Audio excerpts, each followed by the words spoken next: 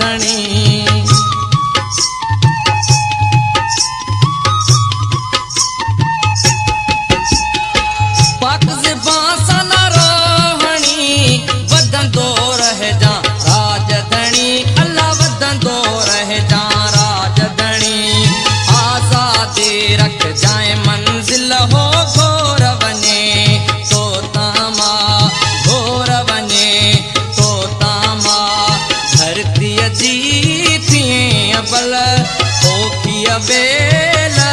अबल हो घोर वञे तो तामा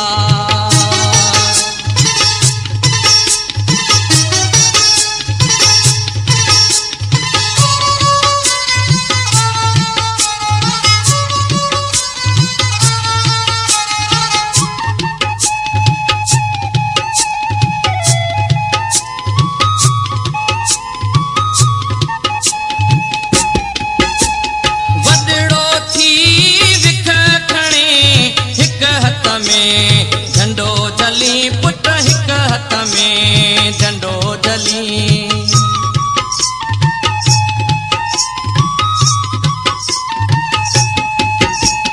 वडड़ो थी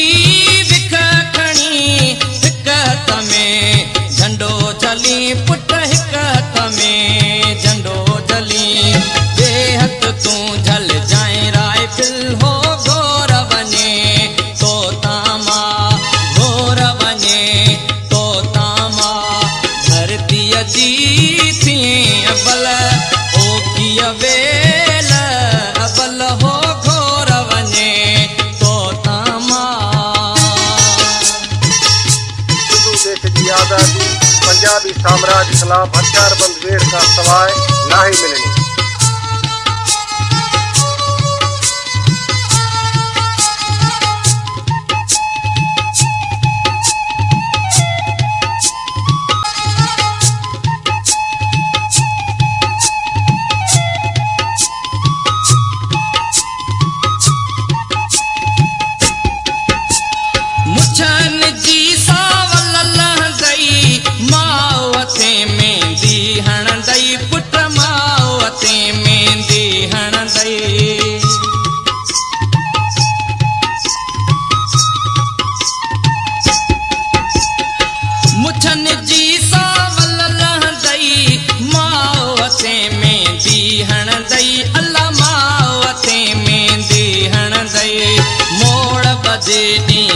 मोकल हो घोर वञे तो तामा घोर वञे तो तामा धरतीअ जी थिए अबल ओखी अवेल अबल हो घोर वञे तो तामा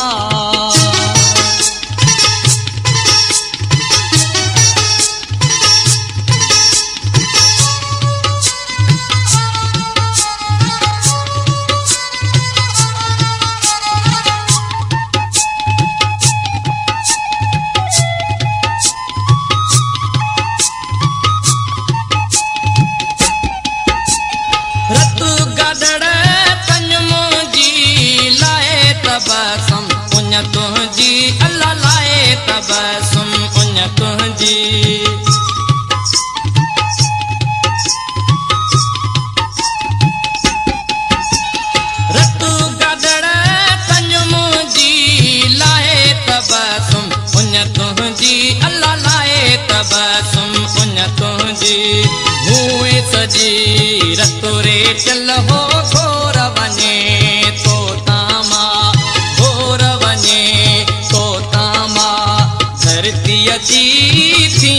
अबल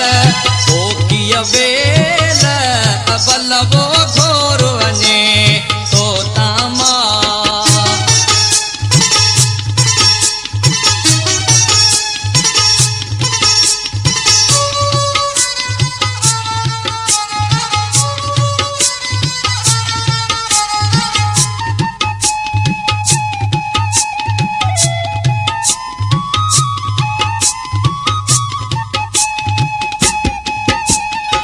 रतु गागड़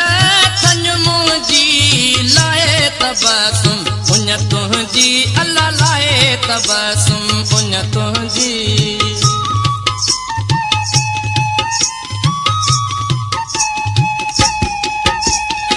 रतु गागड़ थन तुंहिंजी